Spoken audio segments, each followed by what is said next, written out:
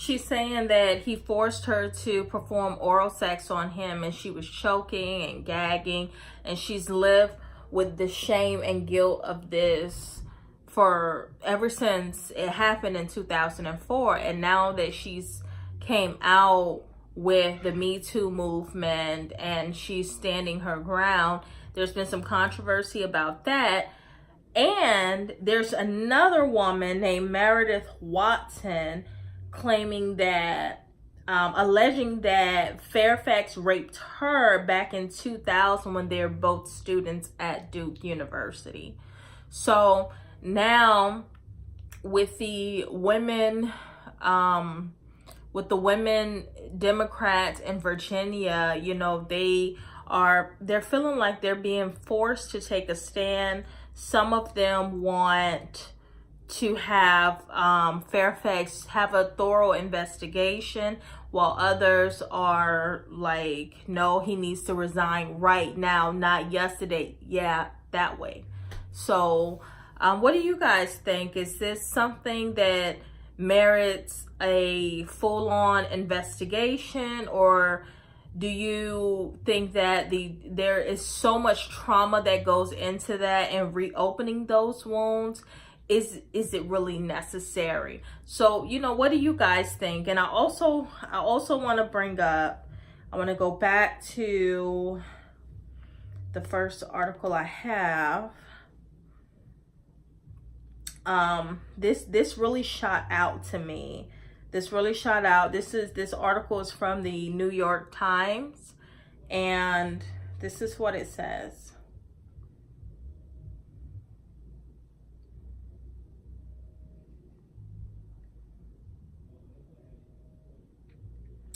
Miss Cordovilla is a long-term labor and right. Hey guys, let's quickly talk about what's going on in Virginia and why there is an unmistakable divide between the Virginia Democrats, and why some of them feel as though they want to side with the accusers, and because these are women advocates, you know, they're Democrats, they're social justice advocates, and they want to stand with the accuser and ask him to resign, while others are like, hold on, pump your brakes, let him first have a thorough investigation. It's not fair to for him to resign over something that may or may not be true.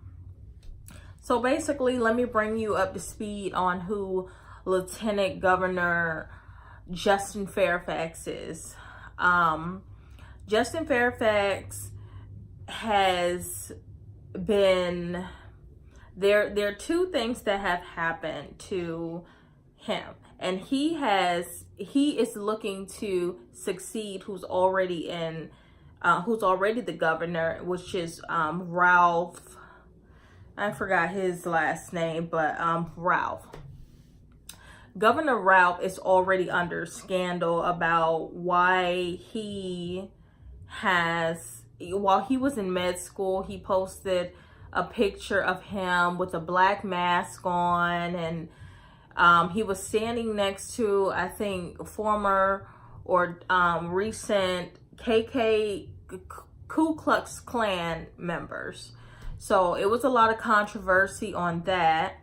Lieutenant Governor Fairfax stands to succeed him, but has now been brought under scrutiny over I'm looking at my iPad because I really want to have the facts for you guys. Back in 2000,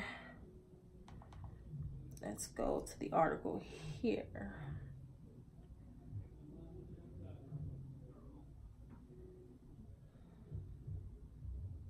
Back in July 2004, his accuser,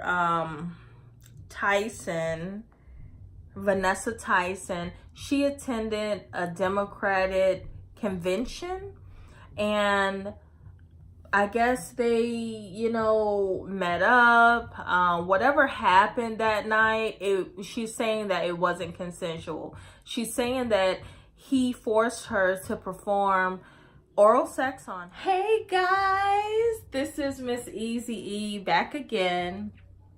I have this is going to be a quick tutorial.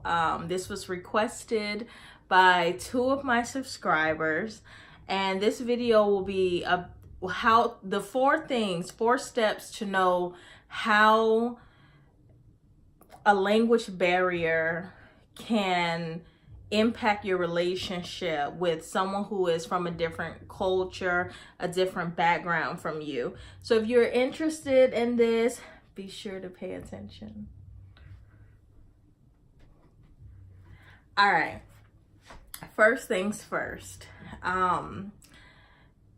Living in America, being the diverse melting pot that we are, you will probably be bound to meet someone and be attracted to them, and they're from a whole nother culture. They're probably from another continent. Even if they're from another state, it is totally probably going to happen to you, at least some of your relationships, okay? Now, I do want to say that this information is not research, it's not fact, it is only experiences from subscribers, okay? So don't nail me. All right, first things first, if you are Jamaican and you're gonna date someone else, they're either gonna be Haitian, African, vice versa, a white person, vice versa, someone who is totally different from where you come from, okay? So these are some of the language barriers where you can know up front if it can be a potential problem for you communicating to this person. Now, the first thing is first, dialogue over the phone. That's the first nugget. Dialogue over the phone means that you are more likely to speak to this person throughout the day than have face-to-face interactions with them if you guys have just started out dating. So this is how you're going to know if this person may or may not understand you. You're going to be talking, giving the whole spiel on how your day went, who aggravated you, whatever, and they're actively listening to you. But when they start talking, you either ask them to speak louder, you ask them, could they please repeat what they're saying? You do this more than probably 8 to 12 times a phone conversation, and it kind of starts to get frustrating. The person is going to tell you they understand you. They hear you, they understand everything you're saying, but ask them to repeat what you just said. And if there is dead silence, you will know in your head that this person heard me, but they don't quite understand me. Second nugget, tone of voice during communication. That's more about the other person not being responsive or trying to understand another person, the other person's point of view. So one of the examples is that when you guys are at a restaurant or you're having, it doesn't have to be a restaurant, you guys could be on WhatsApp, FaceTime, you guys are having face-to-face dialogue, right? And you have been doing most of the talking, so you're asking them, well, what do you think? What do you, what do you, think about what I just said? And they're like, oh, I think it's fine. I think it's, they give you short one-word answers. They don't really get into, well, I think you should do this situation differently. I think you should. They don't really advise you in that way. So when let's say you become frustrated and you're like, you don't understand me. Like, I don't know how this is gonna work. I don't know. And they start to get upset with you. They're like, what are you talking about? I'm listening to you. Why you say that? Why you like to argue? Ladies, an argument is a disagreement, yes, but just talking, it's not an argument. It's just talking. It's just a battle between the teeth and the tongue. But notice that how that person rises to level 7 and you are at a level 3. That's nugget number 2.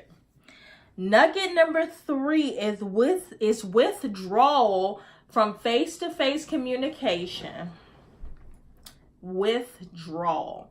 Withdrawal can be you sitting down talking to a person about how you feel about them, and they turn around and they stare at you first. They look unresponsive, and then they just, they look away, and then they just say, well, what do you want me to say? I don't know. You don't know anything about what I just spoke about for the entire 10 minutes. That frustration can result in an argument, ladies. So, this video is short. This is just, some nuggets for you to know so that, your frustration doesn't lead to annoyance. And you can tell right away if it may be a potential language barrier with me and this guy I like who is totally attractive. The Lord took his time with him, and he is just like, I have arrived. Yeah, not really, sis. Not really. So, if you want me to do a part 2 of this video, make sure that you email me, comment, like, and subscribe this video. You can also recommend other videos for me to do. Other than that, I'll link my social media at the bottom. And, you guys just have a great day. Happy dating. And be careful. Oh, happy Valentine's Day.